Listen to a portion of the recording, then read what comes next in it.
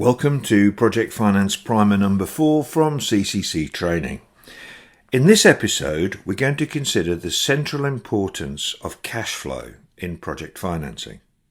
Why is cash flow so important?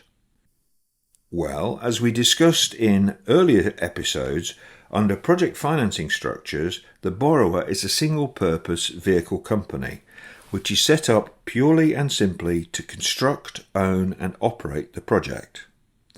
The project company will receive a certain amount of equity from its owners and will borrow a large amount of debt from its lenders. The lenders rely on the project generating cash flow from its operations once it becomes complete to receive the interest payments they are due and to get the loan repaid.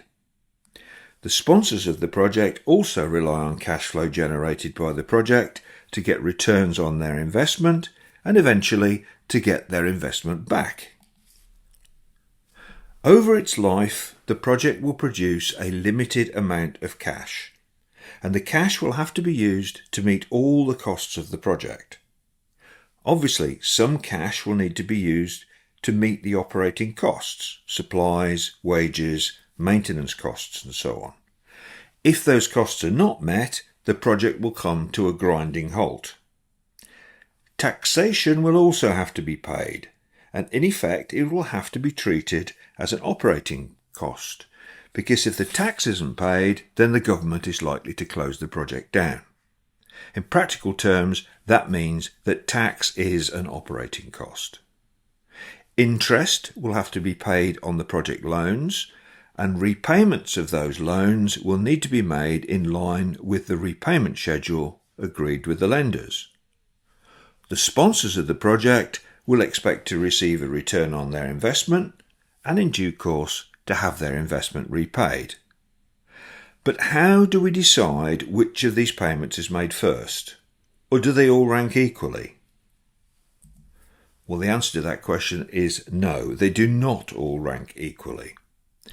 In project financing structures, cash generated by the project will typically be used in accordance with a strict set of priorities, because the lenders will insist on it being done that way. The lenders, who provide the largest part of the financing, will insist on a so-called cash waterfall. The first claim on cash flow will be operating costs, including taxes, so that the project continues to operate and is not closed down by an unsatisfied creditor.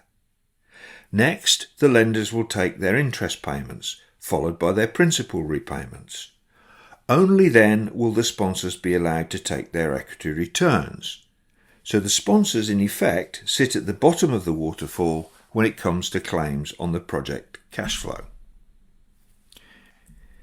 It's worth introducing an important piece of terminology here, and that is the term cash flow available for debt service, which is often abbreviated to CFADS, CFADS.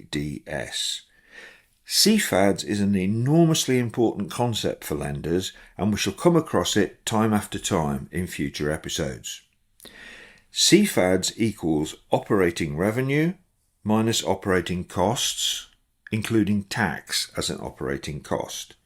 It is the remaining cash flow after operating costs which can be used to service the project's debt.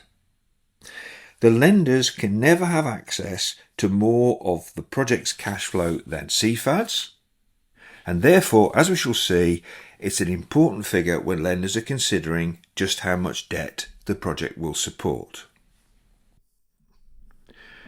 So what have we learned? You should now appreciate why project financing is often referred to as cash flow based financing.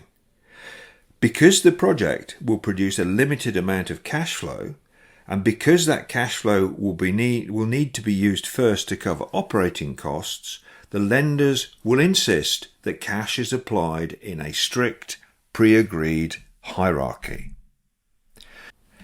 The cash flow available for debt service from the project is a key driver when it comes to debt sizing and structuring. Sponsors will tend to receive their returns last in the cash flow waterfall, and the timing of those receipts by the equity will tend to impact their rate of return.